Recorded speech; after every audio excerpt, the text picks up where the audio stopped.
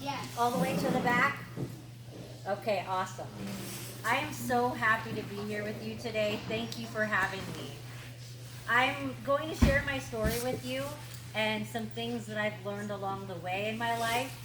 And my hope is that it will inspire you. So I was born in Tacoma, Washington, and I was born with partial limbs. And I was basically taken away from my birth parents at birth because of addiction issues and domestic violence in the home. I actually didn't even know that until I was 23 and met my biological mother. So I went through my whole life not really knowing the story about my birth. But I was adopted by wonderful parents who felt a calling to adopt children with special needs. So I was one of 6 adopted children in the family, and all 6 of us that were adopted have special needs. So I have 2 brothers with Down syndrome and 3 younger siblings that have a form of cerebral palsy. And so, and my parents had 2 biological children, so there was eight of us. And so I grew up in a big family. There was never a dull moment. But what I'm most thankful for is everything that I learned from being part of that family. First of all, one of the things that there's a couple things that my parents did very well. One of them was they focused on my abilities and not my disability. So they were very observant about the things that I was good at, and they encouraged me to nurture those gifts. So one of the things that I had a propensity for was performing and singing. And so they hired a vocal coach for me when I was 6 years old. Her name was Melody, which I think is very appropriate for a voice instructor. And she helped me hone my craft of singing. And she also taught me how to write music and tell stories.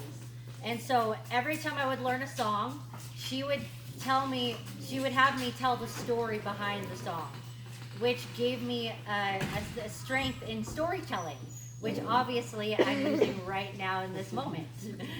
And so I'm very grateful that I was able to develop that talent, because it's really been a strength in my life that's helped me overcome the challenges that I faced. Another thing they did well is they fought for my education. So where I grew up, the administration of the school often wanted to put me in special education separate from my peers, but I was able to learn in a mainstream classroom. But my parents constantly had to fight every year for me to be in the classrooms and having the things I needed in the classroom. And I'm very grateful for that, because you can't get very far in life without an education. And now I have a lucrative career, and I know that that probably would not have been possible if they had not fought for that in my life. So I grew up living in diversity, living with other siblings that are extra abled, and that is the word that I use instead of disabled. It's a word that I created on my own, because I believe it's more empowering. So I will use that from now on in this talk. And so, I grew up with siblings with many different abilities, and my 3 younger siblings were also Native American and Mexican. So I grew up in a diverse home in all areas, and I'm grateful for that, because it helped me be open-minded as an adult. So in my childhood, I was a dreamer. I always had big dreams for my life. And, one of the dreams was to grow up and be a singer. Check. And, and the other one was to travel and to speak. I always admired motivational speakers and public speakers. And anytime I saw them on TV, I'd say, I want to do that when I grow up. But so I felt like I could achieve those dreams. I felt like there was nothing in the way of that. And then I went into middle school. And I experienced a lot of bullying in middle school and high school. And that's the time in your life when you're developing your self-esteem and you're developing the ways that you interact with your peers. And so that was a very challenging time where I faced a lot of peer rejection, and it definitely brought my self-esteem down quite a lot. Another thing I started struggling with in that time was anxiety, and especially took off in high school. I also struggled with anorexia because I was trying to fit in, and I never really felt comfortable. And I remember feeling scared to go to school because school kind of became a war zone. But the good news is that I got a scholarship, a music scholarship, to go to Pacific Lutheran University in Tacoma, Washington. And my college experience was a complete 180 from what I had experienced in middle school and high school. And I didn't experience any bullying in college, but I did experience a lot of mentorship. I kept studying voice, and I got my bachelor's degree in psychology. And during that time, it was very formative. I was able to find my strength and find my self-esteem, which really carried me into my adulthood. And just like any other 20-something-year-old, I faced a lot of challenges in my 20s, a lot of financial setbacks. I had to learn how to take care of myself. Someone had always done that for me, and I was kind of shoved out into the real world, and I had to learn how to eat well and take care of myself.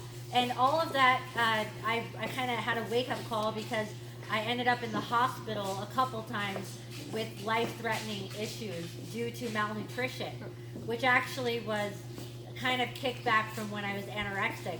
And so I had to make a decision that I was going to be a healthy and strong person. And I had to learn what it meant to eat well, to take care of myself. So my 20s were really spent learning those things and learning how to be strong in the world. And I worked in an office all through my 20s. And then I went and got my master's degree in counseling. And right after graduating with my master's degree, I got laid off from my job, which at the time, it was during the recession in 2008. And at the time, I felt like everything was over.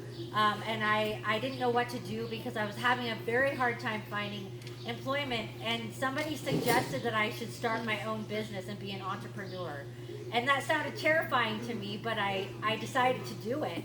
So my sister helped me build a website, and I ordered some business cards, and I started calling schools in my local area in Western Washington, and just told them who I was and that I had a story to share. And that was my first endeavor as an entrepreneur, was starting my anti-bullying campaign, The Power of Words. And I just started sharing my story in schools and sharing about the power that our words have to affect the people around us. And that kind of skyrocketed from there. And then in 2013, I won the title of Miss Wheelchair Washington. And I went on to win the title of Miss Wheelchair America, which is a pageant for women in wheelchairs. Oh, thank you.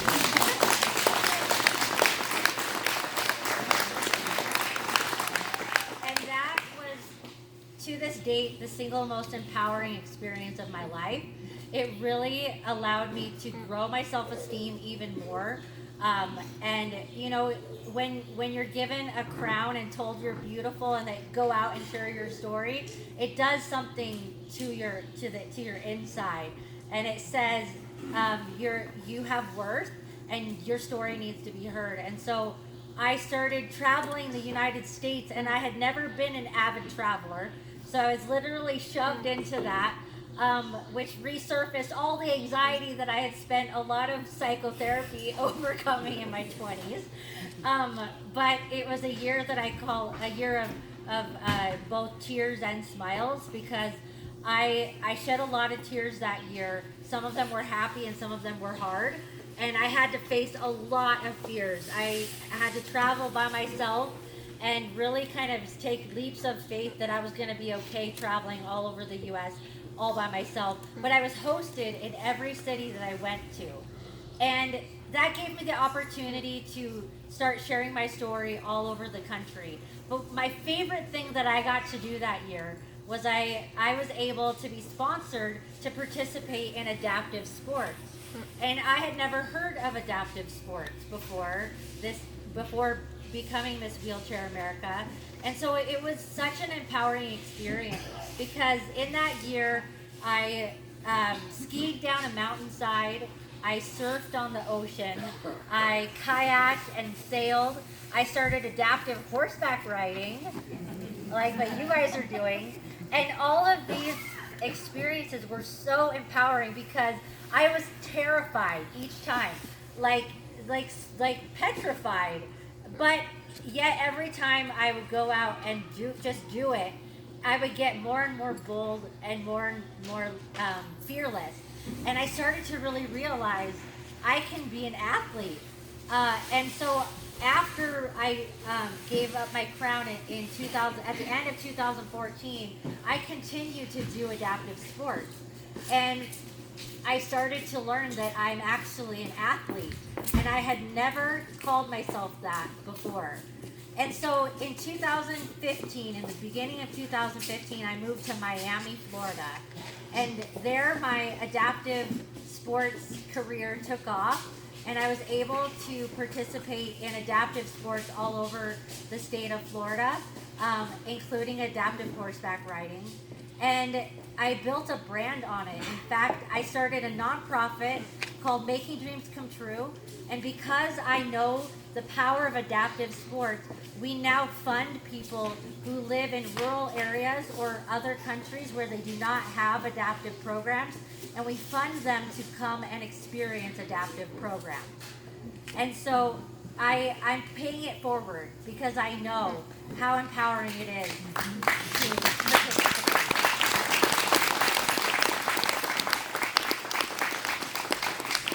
And my speaking career has continued to climb. In 2017, I traveled to Poland and I represented the USA in the Miss Wheelchair World pageant. I'm sorry I didn't win, but it was a very empowering experience. It was actually very difficult too. One of the most challenging experiences of my life, because I didn't feel that we were treated the way we should have been. A lot of places in the world have a long ways to go of treating people like equals who are extra able. But I'm so thankful that I was able to represent the USA there and share my platform in another country. And I got to meet women from all over the world that are extra abled, and that itself was amazing. And now I have friendships all over the world, and I'm starting to travel the world even more. Just a few months ago, I went to Sweden. I was supposed to be there for 6 weeks, but I ended up only being there for 8 days because it was very difficult, and I ended up facing a lot of difficulties with getting acclimated and feeling at home there. And I think what I learned being in Sweden was how much I love home. And how lucky and blessed I am to live here.